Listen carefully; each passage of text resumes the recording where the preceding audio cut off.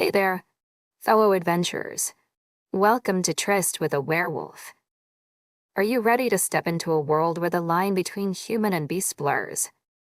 Here, we'll uncover the hidden tales of werewolves, their forbidden love, and their wild adventures. So, come along and let's embark on this thrilling tryst together. Chapter 17, He's a Werewolf. 40 bullets. Thann's eyes sprinted to the ground 5 inches from his feet, where a bullet was cratered into the sand. Then I saw him find me through the scope and I figured he could see me perfectly fine, knowing that the next bullet was going into his forehead just like the beasts around him. He dropped to his knees in the sand, and bent in a resigned bow. My angle to shoot was clear and my finger itched to press the trigger. He was a werewolf. I couldn't let a werewolf live. Come on. Do it.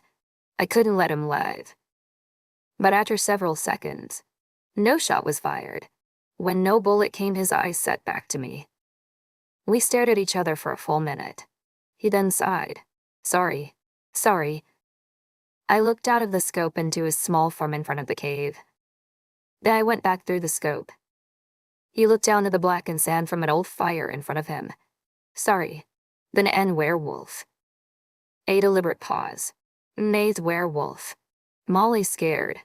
Then I don't like El scared. Then N no speak than N werewolf. Then N like El happy. I tried to compute his words. He didn't want to scare me like May scared Molly when she found out Maeve was a werewolf. That's why then N didn't want to tell me. Maeve was a werewolf. Then N was a werewolf. My finger lifted from the trigger and the rifle lowered as I took in his tiny form. They really were werewolves then. All were. Then N really was a werewolf. The gray blurs were not saber-toothed tigers. Werewolves were real.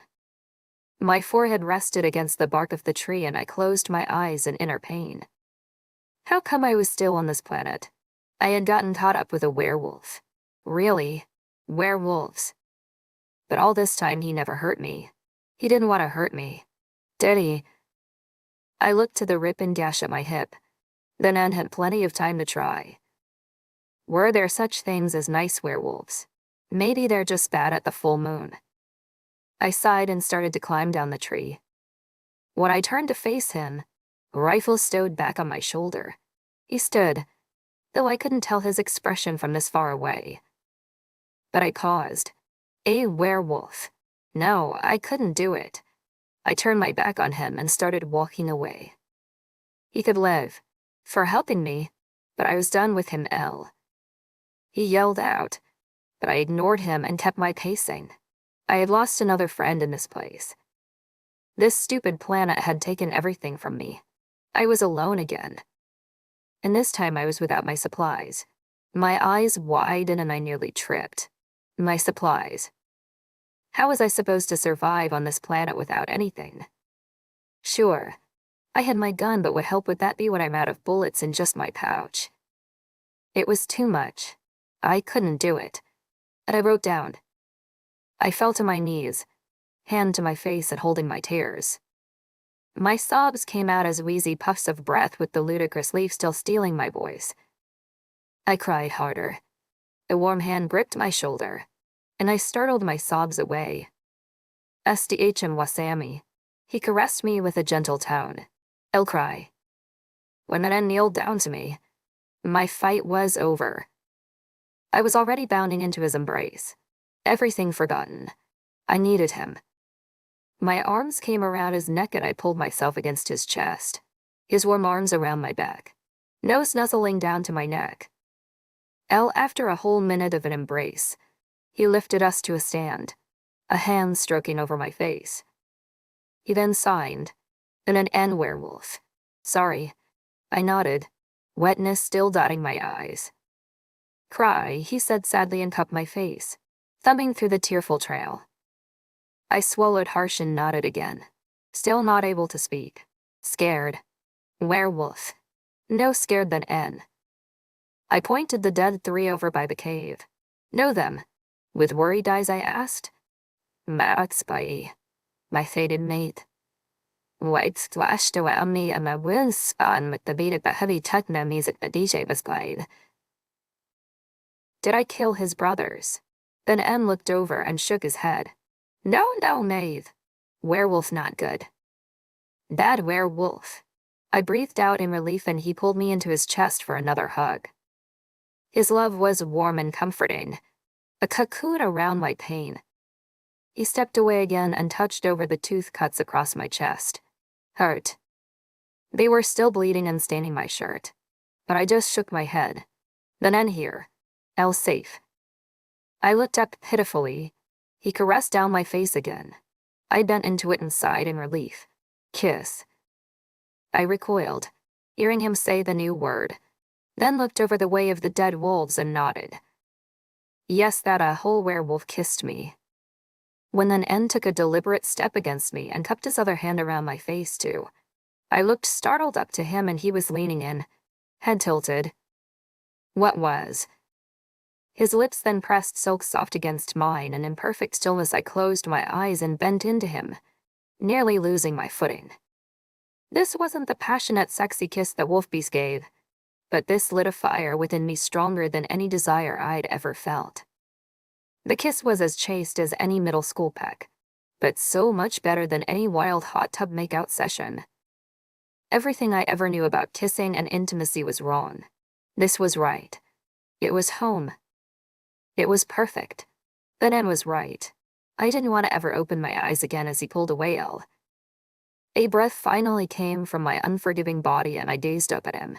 Hurt. Yuli male kufai. His hand stroked over a stinging spot on my chest. Stay. Ngizot hol amut high.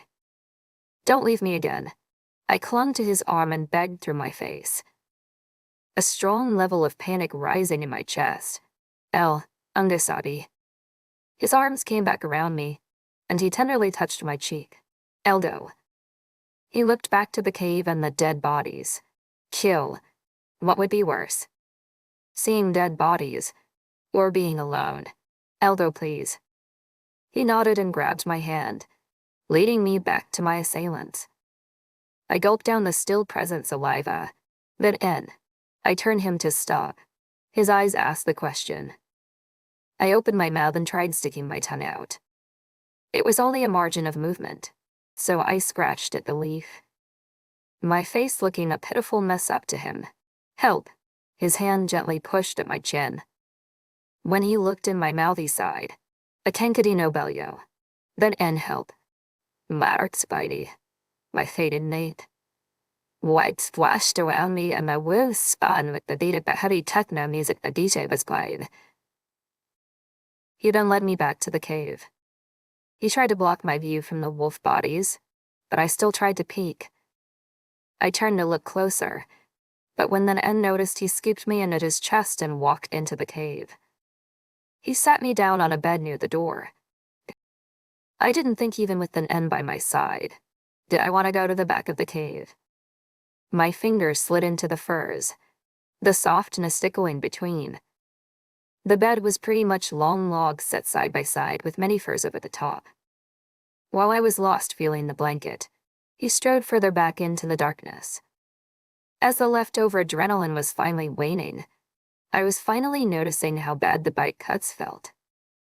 They weren't seeping anymore, but dang, those were sharp points. A heaviness was now sitting on my chest and I tried not to hiss out through the throbbing pains. I was also nervous being back in the cave, but there was a calmness still knowing that the N was there too. My hands seemed to shake knowing that I'd killed men, but after a kidnap and near assault I didn't have the terror that I should have that I was now a murderer. Was I? Were you a murderer if you killed a fairy tale monster? Were you a murderer if you killed a fairy tale monster in a month-long coma dream? I knew I was way past believing this was a coma dream, but I still entertained the thought to not believe I could be called a murderer. Then N came back with a simple wooden box and some blobby skin pouch. He held out the blob. Mark Spidey, my fated mate. White splashed around me and my will spun with the beat of the heavy techno music the DJ was playing. Drink. K.H. Afula. He made actions of spitting. Nodding. I took the pouch and sipped and spit into the sand. Nor. Sipping and spitting. I repeated the action a few more times until the leaf had disintegrated from my tongue. My voice was back but raspy and choked. What was that, Leaf? No speak day. He then set the box down and removed the lid. Inside was an assortment of linens, dried leaves, powders, sticks, and dead bugs. He took the water pouch back and hydrated a white powder to thick toothpaste, then pressed a finger into it, wiping at the first of many tooth cuts. I grimaced in pain but didn't make a sound through the next 2 marks. When I realized it was making it harder for both of us with him working through my shirt, I took a deep breath and pulled the shirt over my head. Then N's eyes wide and staring only to my face. It's okay. I spoke hoarse. You can look. Eyes. Watch, yes. He let out a loud breath as he took in my shirtless frame and baby pink basic bra stain with days of ugly sweat. The dirty bra didn't seem to matter to him, and I blushed under his scrutiny. After a long minute of staring, I tapped my hand over his with the white paste and smirked. Remember what you were doing there, then NY boy. Then N's head shook out and he went back to applying the medicine. I let my head fall back in a grimace as the paste being rubbed into me stung, but the paste only took about 2 minutes before I realized the area was completely numb to pain. After the pain was gone, it was being harder and harder to control myself with his large hands stroking up and down my arms. It wasn't even close to a sensuous massage, but it was lighting fire like I'd only ever dreamed of. When the last of the cuts across my back were pasted and wrapped in some gray linen, he unwrapped my burned arm and examined it. It was nearly healed with fresh pink skin starting to peek through the bubbled scabs. The green did quite well healing, but the N's scalp washing the excess green mesh off and replacing with the white paste. When the boils even numbed completely, a tingle of pleasure ran up my spine. There wasn't a time within the last few weeks that I hadn't battled ignoring some pain. The relief was heaven. Thank you. He sat back on his knees and smiled softly. Yudene you kadla. Ingabane you kadla. Ainaziobae. He stood and my eyes tracked him as he strode back into the deep of the cave. I took the time to try to get my shirt back on. I'd have to find a stream to clean the blood out soon. He was only gone from my side a moment when he brought a finely decorated box and a handful of jerky and flat brown discus. He sat the box down beside him and kneeled, holding out his other hand to eat. I took the disc in apprehension, but then a grin lifted my face. It was pliable with smooth bumps, as wide and round as a small plate, a deep brown color that reminded me of dark rye. It was like a pita. Is this bread? I asked with a throaty sound. No speak. Isn't KWA eat? I seen kawa a. I tried to whisper. He grinned playfully. No speak. He then tore a piece from the flatbread and held it out eat. I nodded and took his piece, biting it in half. The texture was rigid and pebble-y as the grain seeds were crunched between my teeth. The flavor like a rich, salty earth with a slight or doubting at the back of my tongue. It wasn't Wonder Bread, but though it was delightful after being forced gluten-free for the last month. I missed bread, and even though it was dense and heavy, I adored every mouthful. I think I moaned. Then N let out a soft chuckle and headed back to the deep of the cave, coming back with a stack of flatbreads. He set them on my lap. More. I almost cried. These were becoming hamburgers. I ate through a second, letting every bite seep into me like that leaf. Delicious. And I probably could have eaten through the whole stack had the promise of a Big Mac not been begging me to wait. Thank you. Like? He held out the jerky and I giggled hoarsely. What? Can women not live on bread alone on your planet? He frowned and reached around for the water pouch. Drink. No speak. I smiled and took the pouch, downing a large mouthful. He nodded in approval and then took the pouch from me, setting it down and bringing the decorated box I had forgotten about to the bed. I wanted to ask what it was, but knew I'd get in trouble for using my voice again. When he opened it, I gasped in surprise. It was filled with jewelry and precious gems of every style and size. Some of the jewelry was tarnished, and some of the stones were in an uncut condition, but all were gorgeous beyond words. Beautiful, I sighed, though I knew that would be a hard concept to teach Thann. He started digging through the box and setting all the rings aside. I reached for an uncut ruby or garnet in the deepest red color, and it practically filled my palm in faceted crystal. I was fascinated and imagined how the sun could send the refractions bouncing around the cave if I took it to the light. Al, I looked up and he softly took the ruby from me. He then placed a golden band on my first finger. It was just basic yellow gold, some carved designs crafted into it, but still incredibly lovely. Anidobata yu kayuta yu yayat hande. Kod wayu unsijifs. I smiled to him, then gazed back to the designs. Like, he sighed and pulled the ring from my finger. Hey, I choked out. He ignored me and grabbed a thin band covered in emeralds, replacing the gold.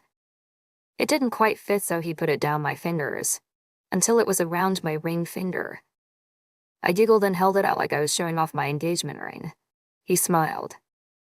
Indeed, Kayase Benza, are you proposing? Because for some more of that bread, I'm all in.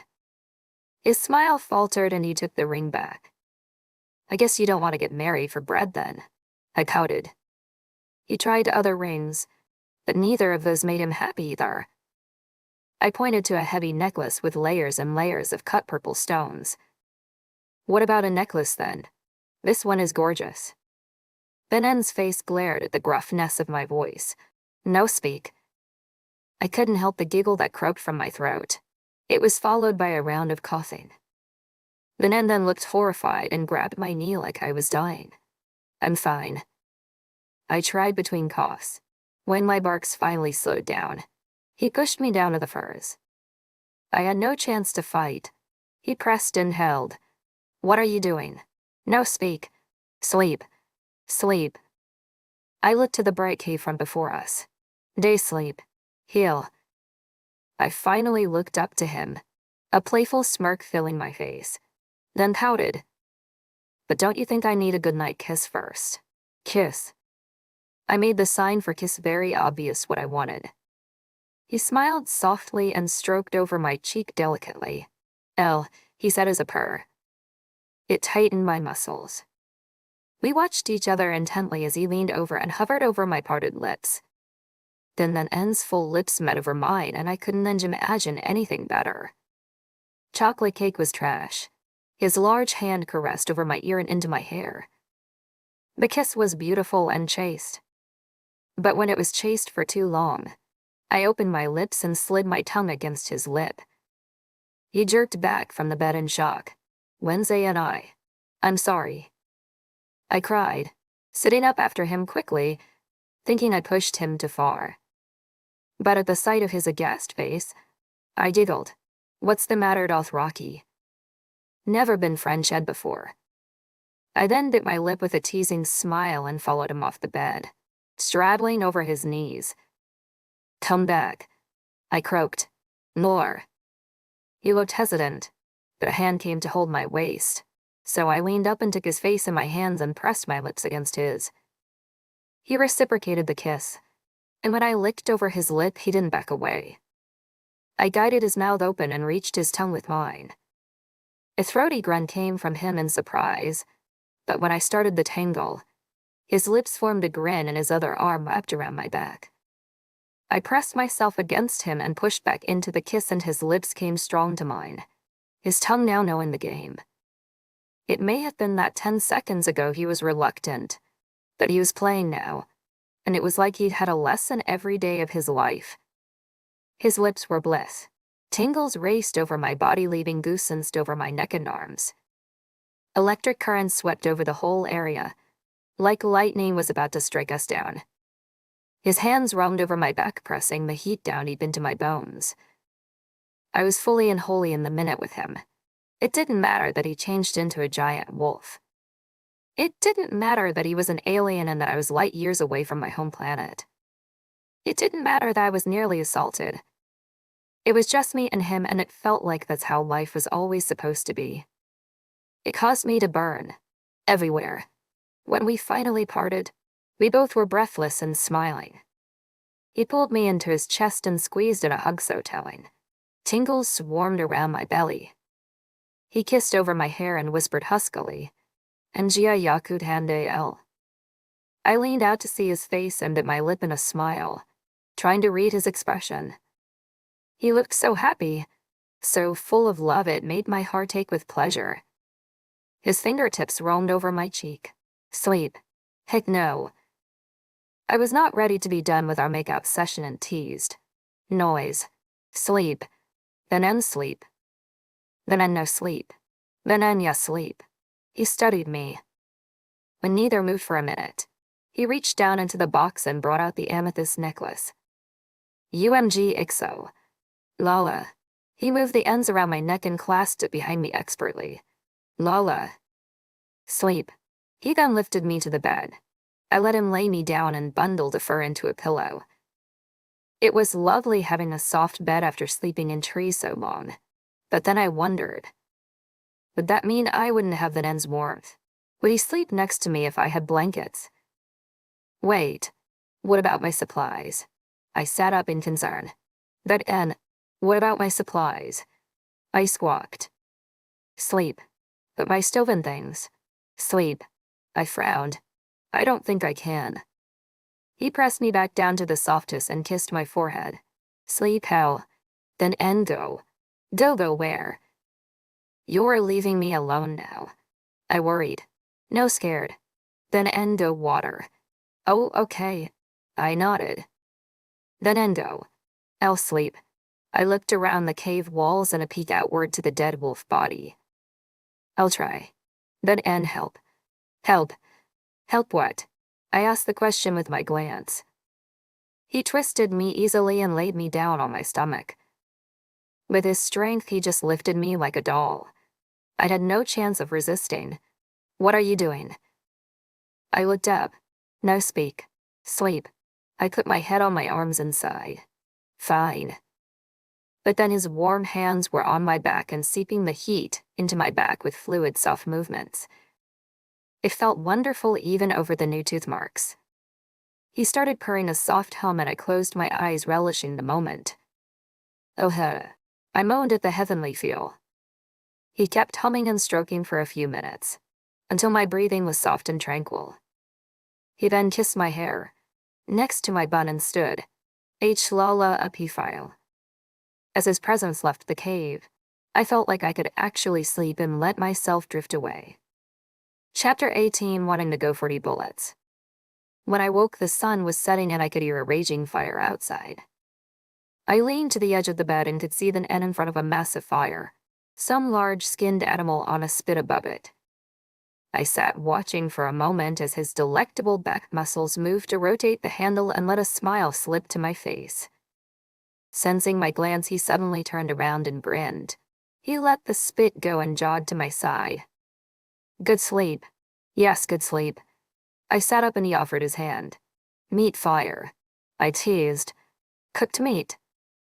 You don't want me sick again. And after the rest, my voice was sounding marginally better. Obviously not better enough for the N. No speak. Oh yeah. I started singing head, shoulders, knees, and toes with knees and yelling until he was laughing and had a hand wrapped around my mouth, holding my voice in. I was laughing too until I coughed into his hand and he whipped it away disgusted. Oops. Sorry. I giggled. He looked at his hand and then glared. Guess you better get some hand sanitizer. You might have to invent it though. I'm all out. No speak. Hurt. Sick. I rolled my eyes. I'm okay, Dothraki. Yusola Lila NG. Ugh. He chuckled to himself. He then grabbed my hand and ushered me out to the fire. Sitting in the sand, he pulled me down into his lap. I think there's plenty of room for us both around the fire. I jokingly complained, but I cuddled back into his warm chest. No speak. I sat content for a few minutes, just looking into the fire, until then N set me next to him and stood. He arranged the animal so the fire would claim another side of the meat. I guess meat on a stick over a fire is as good as we're going to get tonight. I already missed my thermal cooker but was incredibly glad there was some type of food. The Nen? I asked a little gruffly. He turned back in question. Wheelbarrow. He mimed a pushcart, yes. He sighed and looked over the west. Noise. I need to go get it. I'll go wheelbarrow tomorrow. I used his pushcart sign. Then Endo. Day night day. I'll hurt. I'll stay. He turned back to me gravely. I'll no safe day night day no the Nen. I wouldn't be safe without you.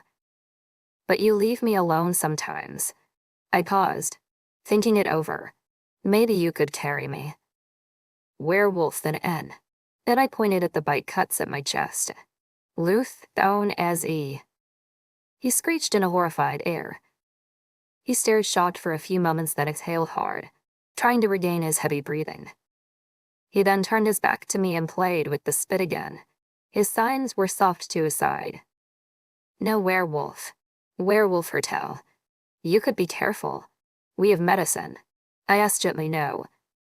He whispered finally. Why he didn't move for a few minutes. The change in air had me concerned. Then N. He sighed and sat down, bringing me to his lap. No werewolf go. Werewolf kill Maza okay. He then pawed over my cuts. He then pointed to his teeth and then a single spot on my thigh next to my hip. He then made a strange splashing motion outward with his hand. Maza okay hurt. Igazi. Hurt kill. He looked wounded himself. Werewolf. He then pointed to where the corpses once were. I tried to process the words. A werewolf there. Possibly even one of those werewolves. I looked to the sand where I shot the 3.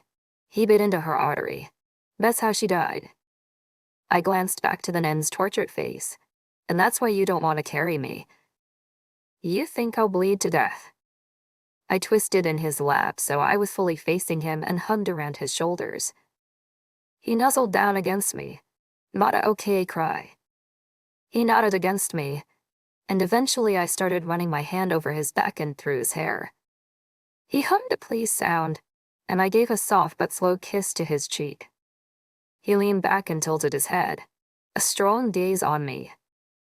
I smiled and stroked over his face and then leaned in to kiss him gently and pure. His hands squeezed at my hips as he pressed back. When I broke the kiss, he had a soft smile playing on his lips. W-A-Z-E Wamuho. His hand then came to my face and his thumb lightly brushed over my lips. Ungang is hare. He asked quiet to himself.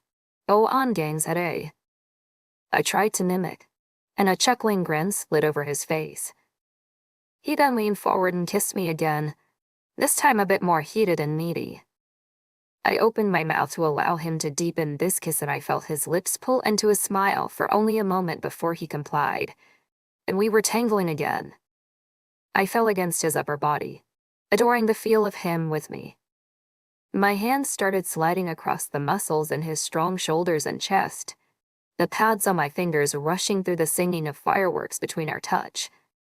He then toppled us forward into the sand, and his giant build hovered above me, now still in mine. I couldn't help the giggle that escaped my throat. He leaned up just enough to gaze down at me, falling to his elbows around my head. I smiled up at him and he leaned back down to kiss me again, the tips of his rough fingers pressing into the strands of hair just behind my ears. I'd never been the girl to initiate the intimate relationship, but the burning in the pit of my stomach had my knees pulling up against the Nen's hips. And when his hand caressed my thigh, I had to pull away for a breath of cool air. He started kissing over my cheek and jawline when we both heard the collapse. Both our heads snapped to the fire where the spit had fallen over into the flames. Isolima. He swore to himself, then stood and rescued the stick of meat. I giggled and sat up, dusting sand off my shirt and hair. He gave an adoring side glance as he held the animal up with one hand and fixed the spit holder. After he finished, he plopped down in the sand next to me. I put my hand on his and threaded my fingers down between his. He smiled over to me. After a few minutes deep in thought about how to get my things back, I wondered how hard it would be to ride a werewolf barback. The thought of me riding between a wolf's shoulder blades had me picturing myself holding onto the scruff of his wolf neck for dear life while my feet flew back behind me like Superman. The image made me laugh out loud. Thann's eyes sparked on mine in question. Werewolf Thann. Ill on top. I tried to explain, and then when my dirty mind snuck away with me again, I laughed even harder. Ill on top. Sounds like a nice ride.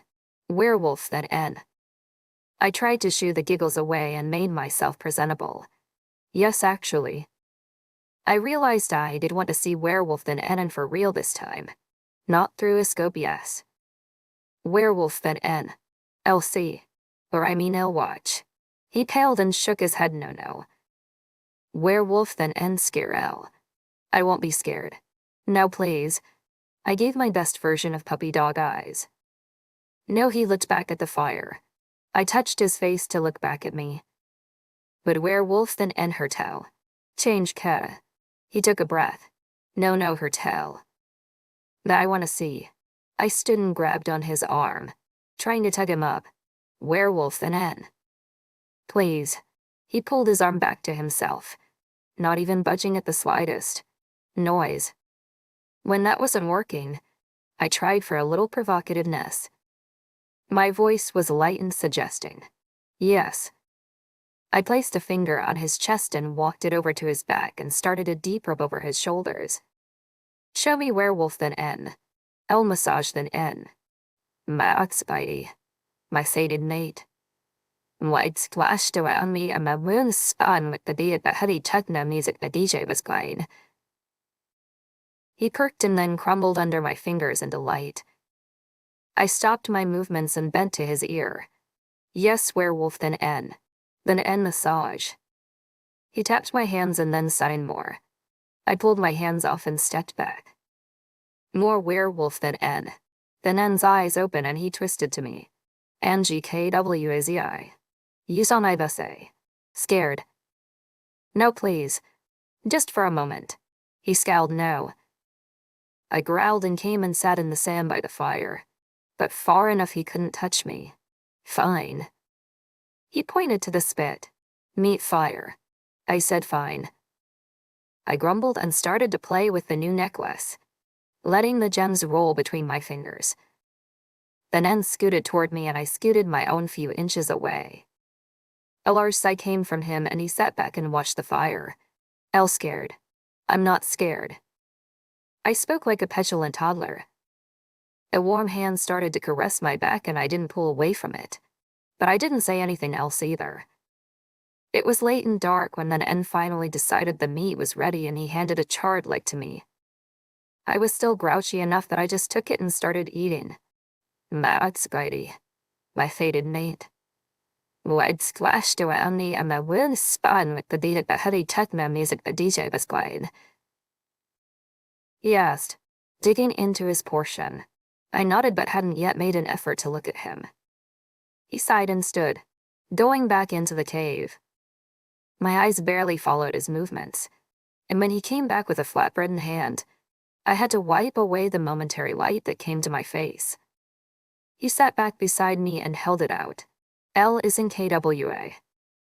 Yes, I could have grabbed the darn thing out of his hand and show it down right away, but I was too irritated for that. I reached for it delicately and said a formal, thank you, but inside I was salivating. Oh my gosh. Time for a hamburger. I almost saw double. I was so excited. Ripping a chunk of meat from the mass, I placed the bread wrapped around it and then soaked in the happiness. An Indol Planet Big Mac. A bite made me close my eyes in glee. Dang, it was stupid how happy that made me.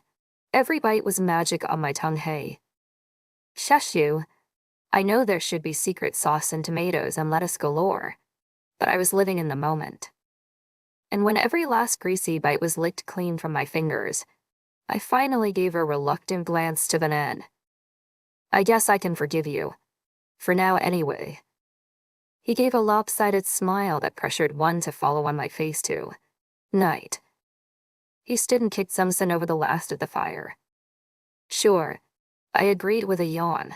even though I'd already napped the good part of the day. He held his hand out and I let him help me to my feet. Then I got super nervous. What would happen now? Would we go back into the cave for that far back bed? Maybe he'd know I wouldn't want to go back there. Would we stay in the same bed? Or because there were 2 beds with blankets, we didn't need to have each other's heat anymore. I gulped and followed his footsteps. I gave an audible breath of relief when he stopped at the first bed at the mouth of the cave, though. He climbed in the blankets and then put an arm out. I guess that meant it was my turn. I bit my lip and slid down beside him. He pulled me against his chest and I scooted against his heat, a smile coming to my face in happiness.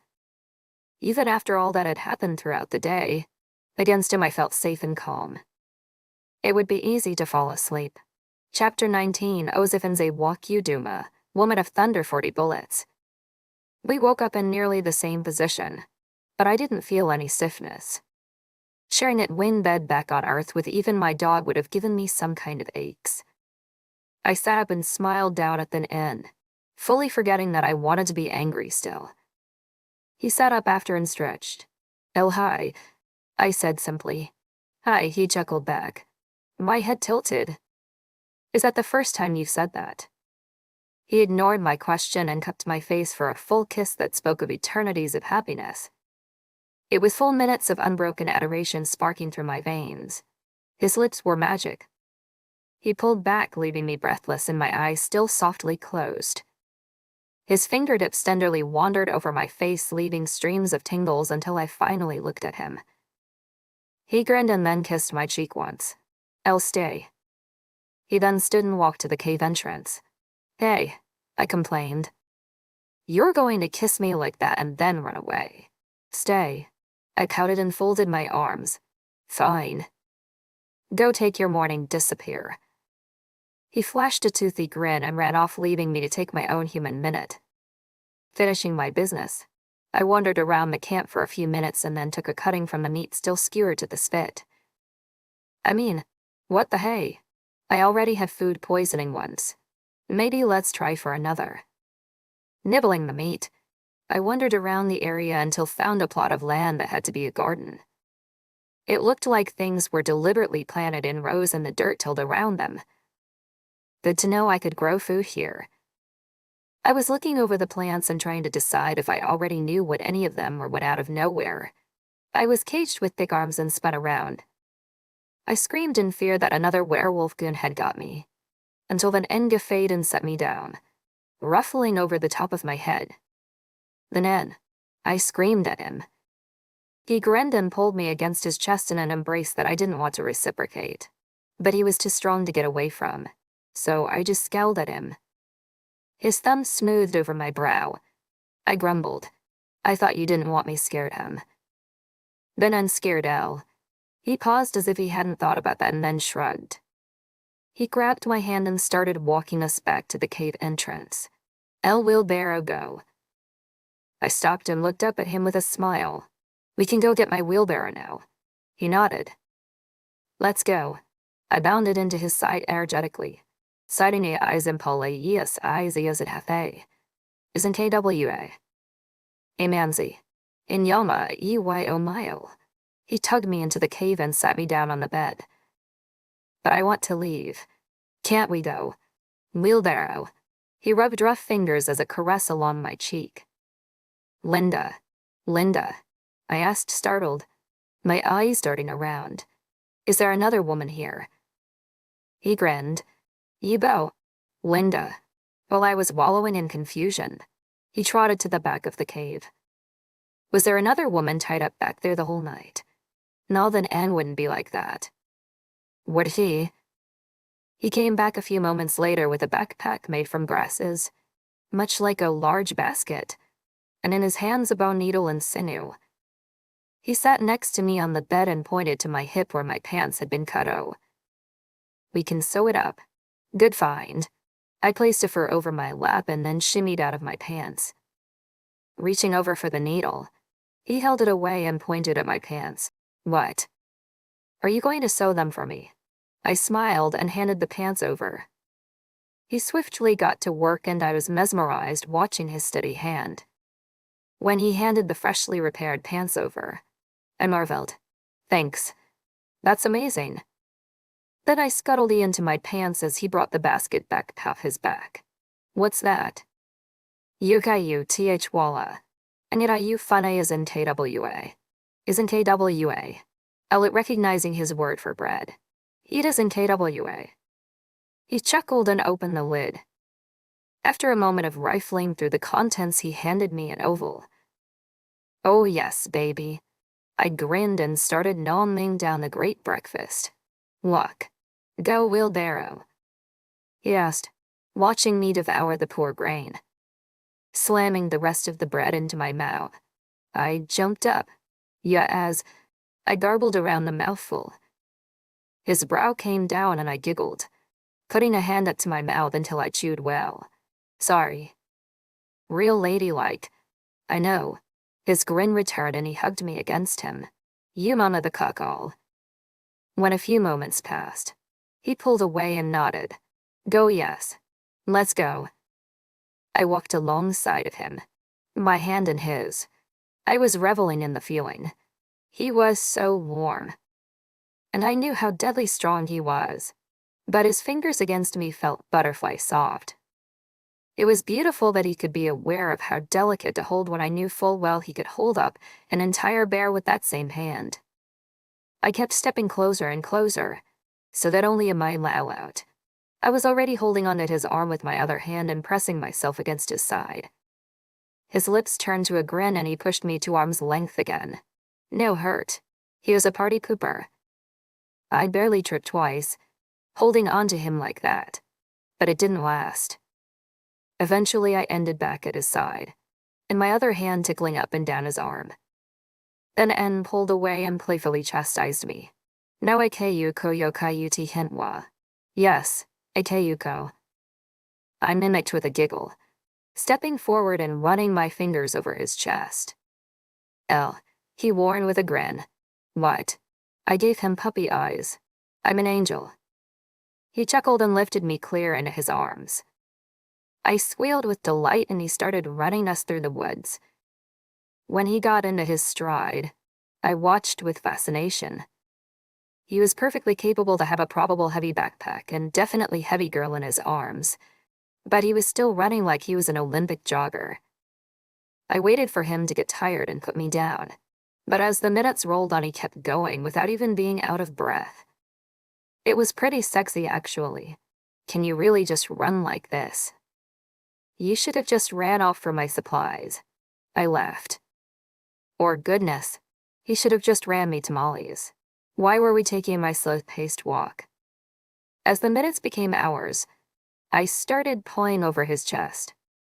My fingers traced the muscles and he'd swat me away with whatever hand was closest to move around me. A few minutes later, my fingers would find their way back and he'd swat me again.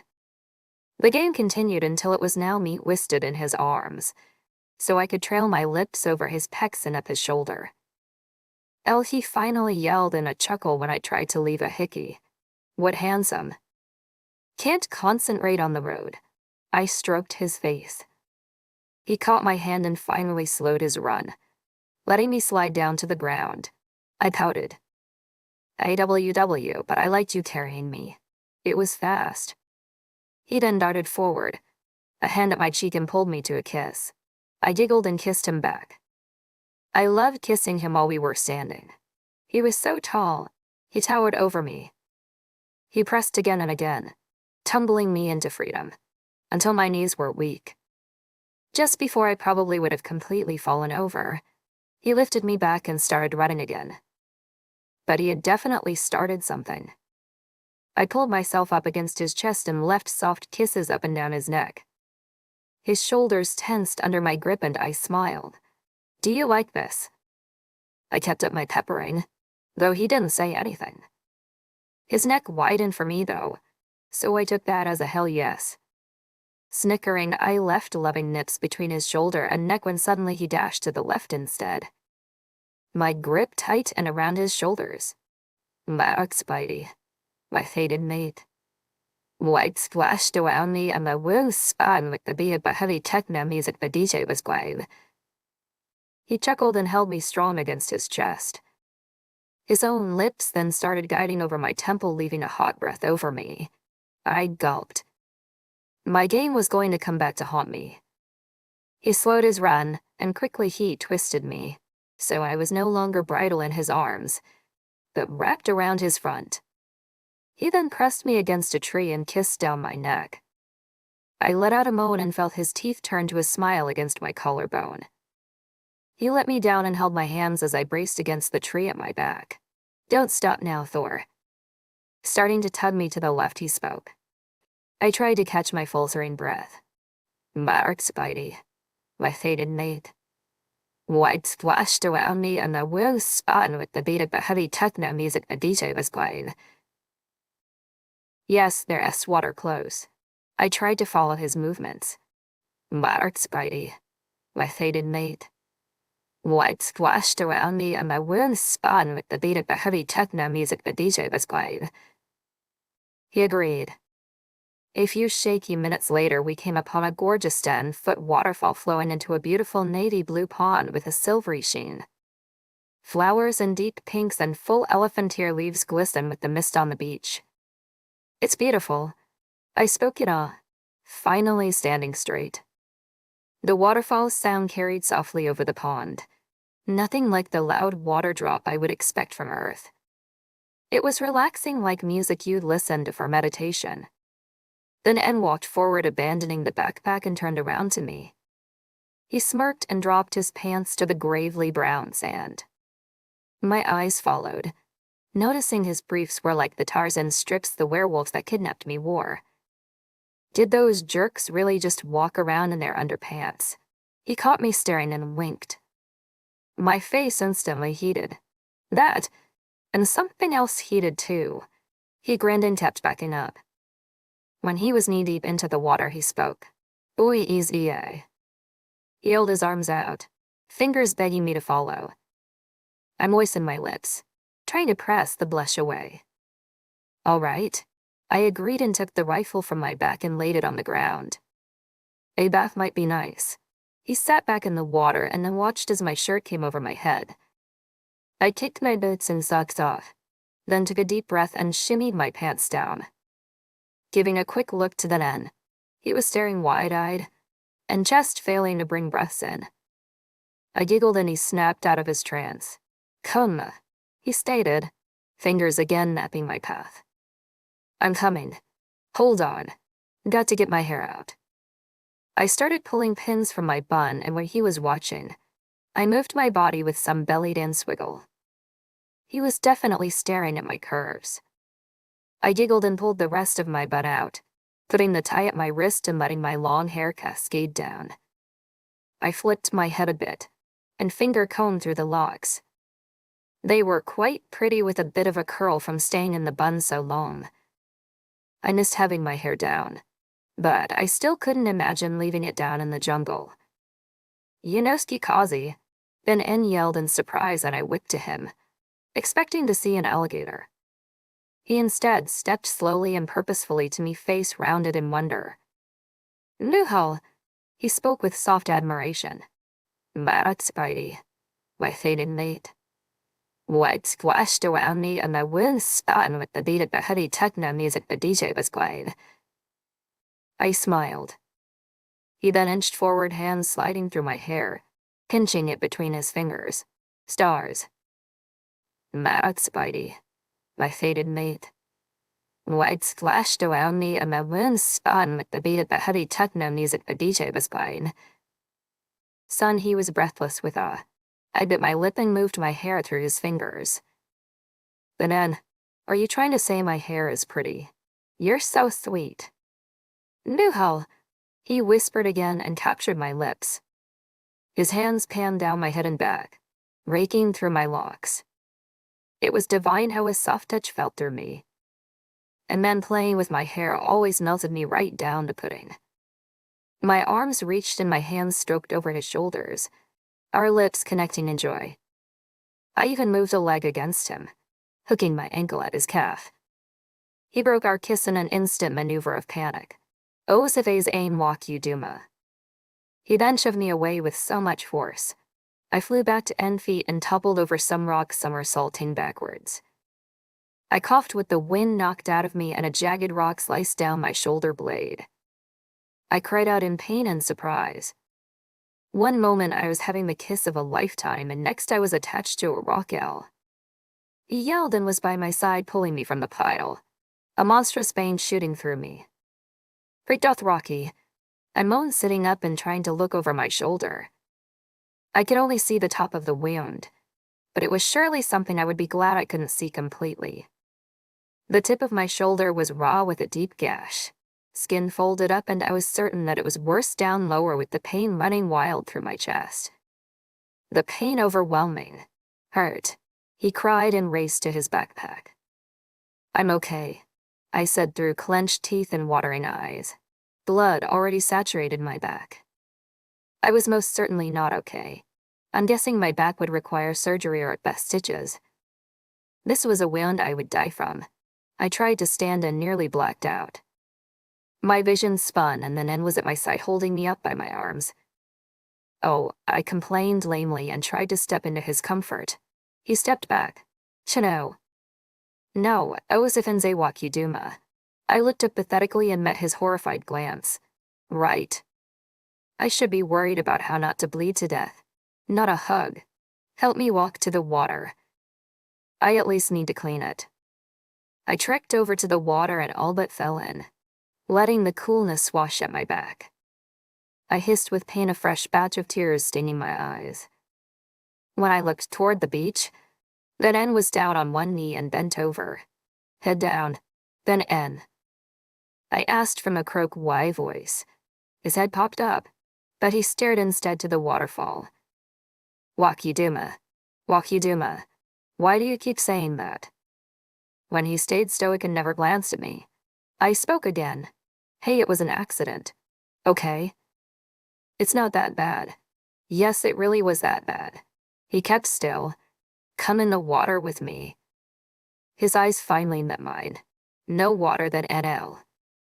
Then his chin dropped to his chest, and later he was transformed into his massive wolf beast and sprinting away. At first I was delighted to finally see his wolf close up, but the moment flipped like a switch when he was gone. "You left me," I cried to the empty beach. "You frickin' left me when I am dying." I hung in the water, stunned for a whole minute, and then whispered to myself, "He left me." Fresh tears puddled in my eyes, half from pain and half from torment. I was again alone on this stinking planet, and this time I would die. I hate this planet. I yelled so loud. Neon birds took flight from the treetops, shimmying a bit down in the water. The cold bite at my back had me screaming in pain. This was worse than the lava of the berries, worse than when my horse kicked and broke my arm. Did I break ribs?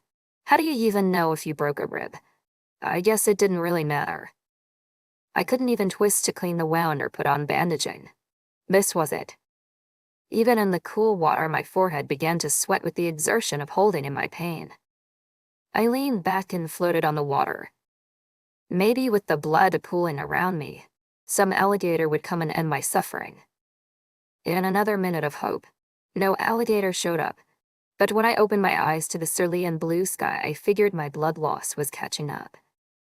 The edges of my vision blurred with black sparkles. I knew I was inches away from passing out. I had already lost a lot of blood. I whipped my head back and forth a moment to clear the darkness, and then watched the leaves in the treetops swaying with the breeze. Licking over my lip, I could taste the salty sweat there and smiled as the sound of the waterfall tried to lull me into my final resting place. When the dark sparkles circled my vision again, I didn't shake them away. Would I just pass out with blood loss? Would I go underwater and realize I was drowning and wake again? Would all be lost? I was ready to be gone and closed my eyes. By Mom. And I waited for the tunnel of light to open up, but it wasn't her loving voice that answered back. It was a shadow over my son and a high, pitched screech. The call of a dragon. My eyes shot open in panic and there was a dragon landing a perch at the treetops above the pond. It was staring blazing yellow eyes right at me, like I was a display of his favorite food. I probably was. Bloody meat stew. I screamed in tune with his second call. I wanted to go peacefully into the darkness, not torn limb from limb. I was kidding when I said I wanted an alligator to finish me. My eyes darted to my rifle at the beach, next to my fallen clothes. Could I make it? With the scorching in my back, I doubted it, but I'd have to try. I sat up and immediately went woozy with a ripping sensation down my back as the water released. The blackness flooded my eyes again, but I shook it back. This time the image didn't stop completely, leaving me with twinkling stars in my peripheral. The animal hollered its delight again, massive wings flapping in the air, causing wind spiraling clear down to me. I coughed as I crawled ashore, my gun in sight, fingers swiping my grip through mud and gravel. My back was fire. I tried to shake the encroaching darkness again. Hand, knee, hand, knee. My back was melting away with pain, like my spine was still attached to the water and I was fighting against it. The creature howled its joyful song again and took flight. My eyes went completely dark and my arms gave out. A soft smile lifted one side of my face. Maybe I would die in peace after all. I let myself go as the creature's heavy frame slammed into the ground near me. The vibrations echoing through my body like an earthquake. It was okay. He'd have a meal. But I wouldn't have to feel the pain. As darkness consumed over me like a flame, I said goodbye. I let myself succumb. Chapter 20, The Alpha Kings Made 40 Bullets. Brightness shined over my closed eyes, and my body was one total mass of aches. My teeth clenched and I tried to slow through the pains. Heavily, my lids finally opened and scaly green bulk was taking over my vision. Green. And then my moments before rushed back in like a geyser. Dragon. I screamed in horror and grabbed Full from beside me and didn't even take the time to aim one. To 3. Max Brady, my fated mate. Lights flashed around me and my wounds spun with the beat of the heavy techno music the DJ was playing. 5 bullets blasted into the beast. 35 bullets. My finger kept pulling and arm kept cocking, but I was out of loaded bullets. Desperately, I looked around for my pouch for a reload when the N's voice finally reached me. Wakiduma. Kulanai Ellie. Safe. My eyes dashed to him beside the beast. Hands held up in calm. Safe. Indizeo kill. I looked back to the dragon, my vision and thoughts finally catching up to my adrenaline, and took in the scene. The dragon, the Indizeo, was laying prone dead on its stomach, arms, wings, and legs out at odd angles, head dislocated in the dirt a foot away from its body. With closer inspection, it was covered in its blue blood and heavy gashes from teeth and claws flesh torn from bone. Did an end kill it? My rapid breathing slowed, and I turned my attention to him. He was again wearing his leather pants and pouch and had a white paste covering his wrist and bite mark sliced into his pants. Was he hurt? My eyes widened with remembrance of my own wound. I was supposed to die. I was laying on my stomach, in the same area that I passed out but now on a soft fur blanket. Quickly I bent over my shoulder to try to see what happened to me. The wound ached and burned, but the searing white-hot pain that pushed darkness to my eyes was gone. My back was covered in the same white paste as the N's wrist, and every few inches yellow leaves were laid down. I recognized them. The shut-your-mouth leaves. The Nen. I whined pathetically. He kneeled beside me. My medicine. I strained back over my shoulder and the leaves looked positioned just over the deepest gouges and flesh-like bridges from side to side. They held like glue, or even like stitches. These are Indo-O-planet stitches. He didn't speak, so I just laid my head back down on my arms and tried to center myself. Now that adrenaline was ebbing, the pain was strengthening. I tried to breath out and in. I had gotten hurt, but the end seemed to patch me up. The dragon was coming at me, but it was now dead, most likely from a werewolf than an attack. I think the ultimate dangers had gone, but I did still have a wound and I did not have the N's freaky healing. This would be a life changer. Would I even be able to aim my rifle again? Sure, I just shot Mr. Dragon around, but it's not hard to hit a monster the size of a bus 10 feet away. And the pain in my shoulder now said that recoil was no joke. I moved my fingers of my right hand and arm, rounding through my shoulder, and hissed at the burn. No, then N called out, fingertips pressing my shoulder back to the blanket. Stay. Again with the stay. I complained and let my head fall to my hands in defeat. Why am I always getting her here? My hair was still down and now completely dry, so I must have been out for a few hours. The position of the sun said it was nearing sunset, and it was the brightness stabbing my eyes that woke me. I lifted back up and gazed to Benin. Why did you push me? Huyudinga yukadla. He dug into his basket and brought out the bread discs and set them in front of me with a handful of red raspberries, nearly double the size of berries I was used to. Then he set a bowl of a yellow paste with a long flat utensil and the pouch we used for water. He then took a knee and a continued bow. Eat wak uduma, which is wak or dume. I looked at the foods and my stomach growled, eyes hovering over the berries. I picked one up and twisted it between my fingers before popping it in my mouth. Closing my eyes in appreciation, I moaned at the goodness.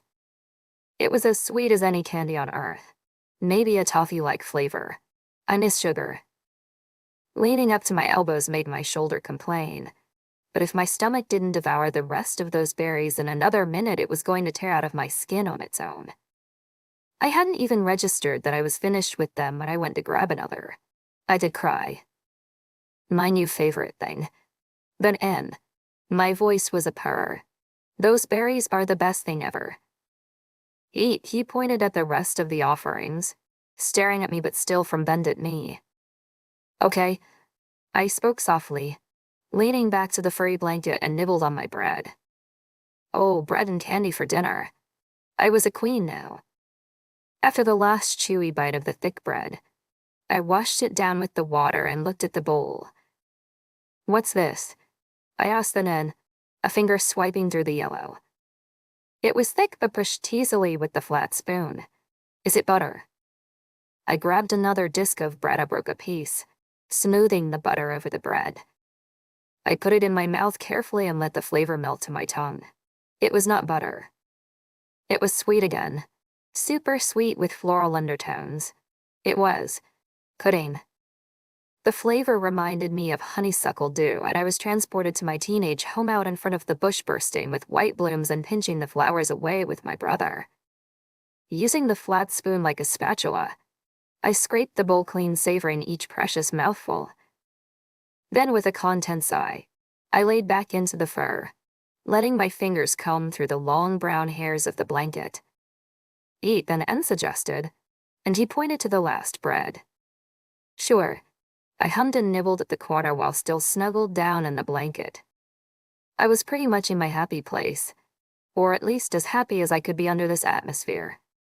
3 weeks without a tasty meal could make one very grumpy. If you ever wanted to know the real definition of angry, just hop a wormhole to a planet with nothing but potatoes and goats to eat. Okay, so I shouldn't complain. I'm guessing any of those other people who got transported here were a lot worse off than me. I did have some earth food in the beginning. Imagine getting tossed here and then having to live off those weird spinach-white strawberries. They were probably begging the dragons to take them. I bent off the blanket just enough to see the dragon. Pointing to it, I asked, "The Nemit.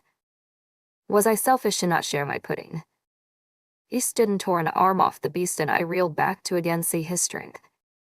That he could just be like, sure, I'll eat this arm, and then rip it clean away like I would pull a banana from the bunch was still disconcerting. He moved to the pond and rinsed the limb off on the water's edge, the blue blood flowing clear, and he sat and ate. Sorry I didn't offer any bread. I didn't think you'd be interested in a dragon, Big Muck. His eyes met mine for a moment, but then he continued eating, staring out over the water. Shish, shish, I complained to myself. Didn't mean to hurt your feelings. Maybe I didn't know you hadn't eaten already. It is sundown. I watched him clean the limb down to bone and toss the last into the pond. When he stayed there, arms moving around his knees to hold himself up, I sighed and called out. Okay, I'm sorry, all right. Come over here. He didn't respond, so his word for come was sometimes go. Then, when he turned, I smiled and patted the blanket. Come here. His face dissolved of expression and turned back to the water. No then enlock Uduma. Fine. I crumbled and started lifting myself to a painful seated position, starting to stand. If he wouldn't come to me, I'd go to him. Chino. He yelled and in an instant was kneeling before me and holding my arms to stop me from standing any higher. It was probably a good thing because my head went light. My hands rested on his arms, best I could around his hold, and I stopped and took deep breaths until the lightness went away. Okay, I'm good now. I opened my eyes and he released me, sitting back on his toes. Sleep, he commanded, pointing to the fur. Okay, I grinned playfully and tried to lean against his chest. I'll sleep, then I'm sleep. His face fell, almost to horror, pushing me to arm's length. No then N. I giggled. We have to go through this again. I trailed a finger up his arm, but he caught it in his hand. Noise. I leaned forward, a hand on his neck to pull his lips to mine. He did not let me pull him forward. He even let back a foot from my reach. No walk Uduma. No then N. I sat back down, sheepish and rejected. Okay. Sorry. I can take a hint. I laid into the fur, my fingers combing through it, and sulked. After a few minutes and the horizon flooding with the colors of the setting sun, he finally spoke as if it was painful to do. Know that N.L. mate. I turned to him, face reddening. Mato. Well, I didn't necessarily mean we had to do it. Just kiss. He swallowed and bent his head to the ground in inner pain. No kiss. L.O.s if and ze wakuduma. Wakuduma made in kosi olai mazayo. Elkis in kosi Maza. El mate Maza. El mate Maza. Is Maza a name? Who the freak is Maza? That jerk that kissed me. News flashed then, and I killed Maza before he tried to mate me. His eyes reached me with a desperate shake of his head. No kill in kosi Maza. Elgo Maza. El mate Maza. What are you talking about? Do Maza. I nearly raged. I'm not having sex with some random Maza dude. My voice lowered. I want you. El mate then N. He closed his eyes in pain and shook his head no. No then N mate. Yes then N mate. I leaned up and reached for him. Then N stood up and out of my reach. Oh, come on. I already said we didn't have to have sex. Why would you think I'd rather mate some other guy? He started walking away. No then N mate. Grump. I complained and set my head down on my arms. When he hadn't come back for several minutes and the sunset colors were fading into darkness, I stretched and stood wobbly on my feet. Before I blacked out, I stepped to a tree and held myself up until the feeling passed. My shoulder was still stinging, but the white paste was numbing well enough and I needed a human minute. I grabbed my pants and shirt from the fur. I'd also need to do it, not half naked. I grinned at my inner joke and then dressed the best I could with one good arm. Slipping my feet bare into my boots, I stepped a few feet into the trees and did my business. When I had finished and was zipping up my pants, then N came thundering through the bushes. Wakiduma. What? I jumped and held on a tree branch to steady myself. Goodness then N. I'm peeing. Give me a second. Wakiduma fire. He pointed back to the pond and grabbed around my wrist and tugged me back to the blanket. He pointed with an angry expression. Good grief then N. What's gotten into you? I sat on the blanket and he kept pointing until I laid back down on my stomach. He was finally happy and stepped over to a pile of sticks and logs. I rolled my eyes and huffed as he started a fire off to my side. Chapter 21, to the peak 35 bullets. That M refused to sleep next to me even after I complained about being cold. He just added more logs to the fire and went back to the edge of the forest and stood like some low-paid security guard. When I mentioned he needed sleep too, we played the Elsmaid Maza game again. Maza. What the freak kind of name is Maza? Why would I want to date some matzo ball? Stupid. The cool morning brought with it an end tapping my good shoulder. Wakiduma. Groggy and stretching. I woke. Hahin uttered a solemn greeting. I collapsed in groans, remembering he wasn't being playful with me. Are we really doing this? Are you mad at me? Eat, he held open a hand of those stupid bat frog eggs along with some kind of cashew nuts. Sure, I said, grabbing the handful and downing them one by one. It looked like he had smoked some of the dragon, as now the beast had walls of meat pull-free. I pointed to the dragon as I munched on nuts. Should we be getting out of here? I'm sure pandas and whatever would love to come eat a big slab of free meat. Meat. He echoed the word, staring at the mass. I couldn't remember his word for pandas, so that wasn't going to help. Werewolf knows. Can werewolf smell meat? No safe. An end straightened as he considered my words. He nodded. Okay. I think I can go. I slurped down a gross egg and tossed the shell to the dying embers. Then painfully pushed myself to a stand. No, he raced over and held on my bicep with one hand. Yes, I said, steadying myself. Meat. Werewolf smell. Kilo. He immediately bared his teeth, canines sharpening. His eyes were fire, even to me. I never thought I'd be afraid of him, but in that instant he was a predator. No werewolf kill Wakiduma. Wakiduma safe. Wakiduma. You keep saying that. What does it mean? Oh, Zivanze Wakiduma. He placed a hand around me and brought my hair down over my shoulder. His fingertips drug through the locks clear to the end. When I started to smile at the captivating touch, he finally softened his expression, a hint of his lips turning to a smile, and he thumbed down my jawline. Wakiduma. I took my bottom lip in my teeth and grinned. Thanks. But as quickly as it came on, he went back stoic and started wandering around the beach, gathering our things back into his basket. I gave him the sign for using the bathroom, shaking a tea-fist, as I walked into the trees. Usually, the bathroom sign meant for him to stay the hell away, but he started following me. I turned back and did the sign again, thinking he didn't see it, but he nodded and kept after. I stopped and turned to him. Hello. Manan. Bathroom. He shook his head, no. Banan Wakiduma safe. My face turned up. Walk out to me again. I don't know what that means. When he still didn't move, I pointed. No bathroom. He pointed at the area just before us, and then turned around. My lips lifted in disgust. You're just going to stay here and listen. Dono. Bathroom. I growled under my breath and finally gave in. I needed to go, so I snuck at least behind a tree. Don't listen, Rambo, I cautioned. After a very long period of hesitation, I finally was able to go. He followed me back to camp and I rinsed my hands in the pond.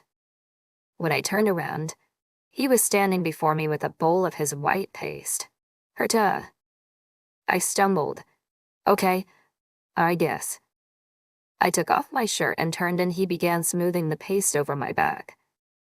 My teeth clenched in pain as his fingers prodded the broken flesh. I kept seizing every time he poked over something exceptionally tender, but as more paste was applied, the pain began to numb to a delabel level.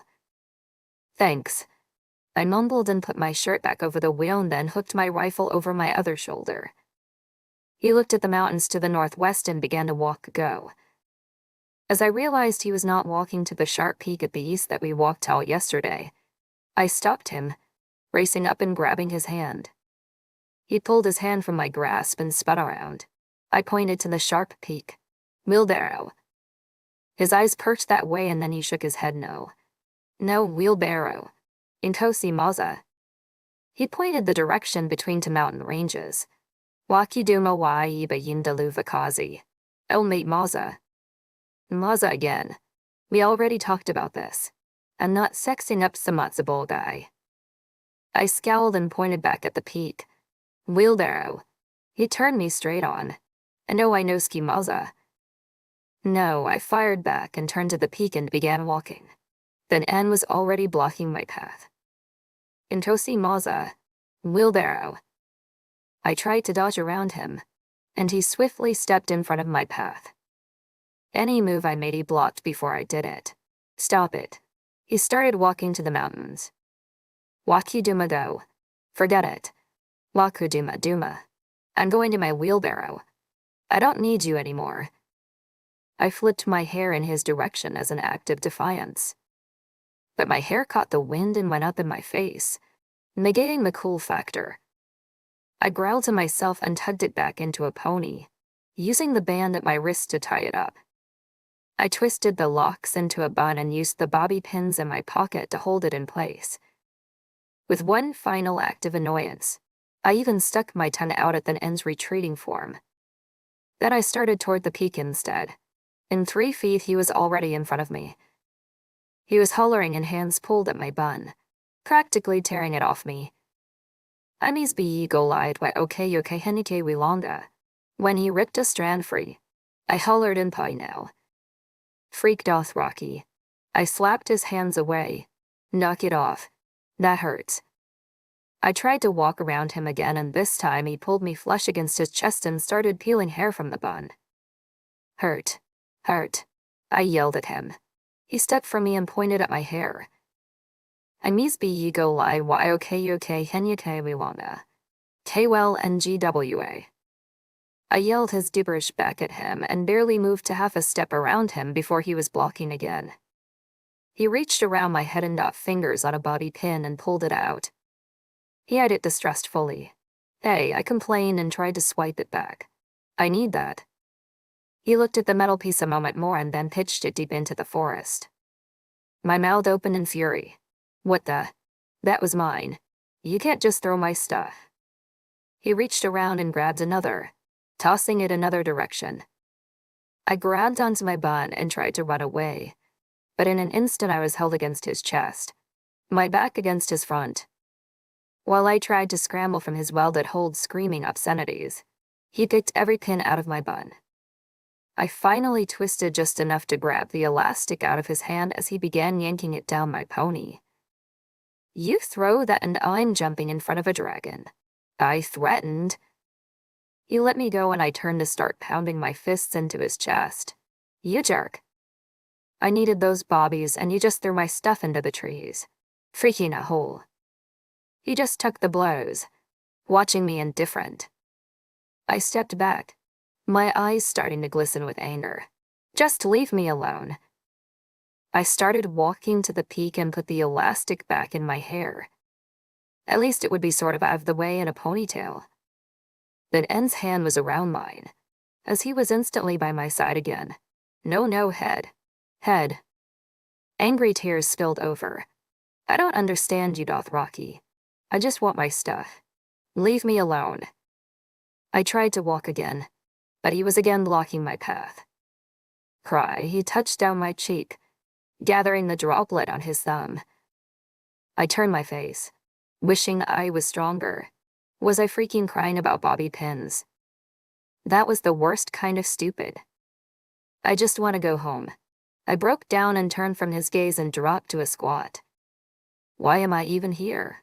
I want to go home. It was a tear-free fall now. I knew I'd held things in too long. It would be that kind of cry that even one thing could set you off hours later. It didn't matter anyway. I was stuck on a stupid planet that no one cared or even understood me anyway.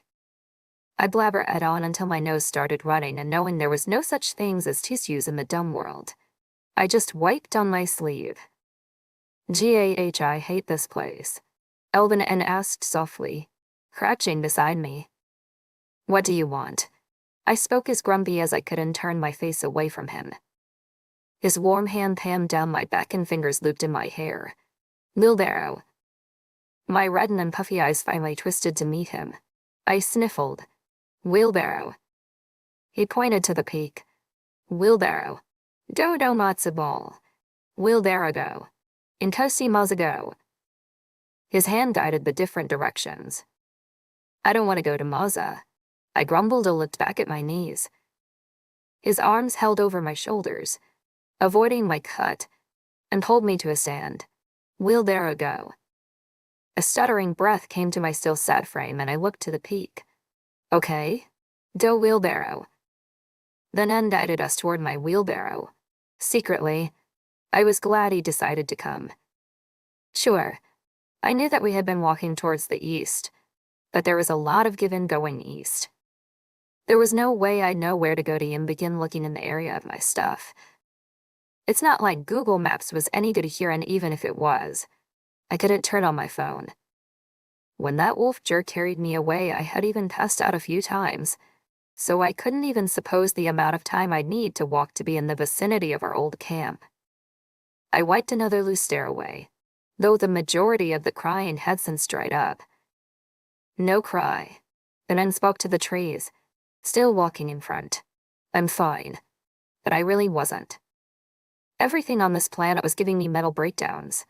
Will you touch me yet? I asked, reaching for his hand. When my fingers hooked at his thumb, he dashed his hand out of my grasp. No. I sighed and kept my walk behind him. Why though? I'm not doing it with some guy I've never met. He didn't answer. I didn't expect him to. Thanks a bunch for joining me on this tryst with a werewolf. I hope you had an amazing time exploring this mysterious world with me.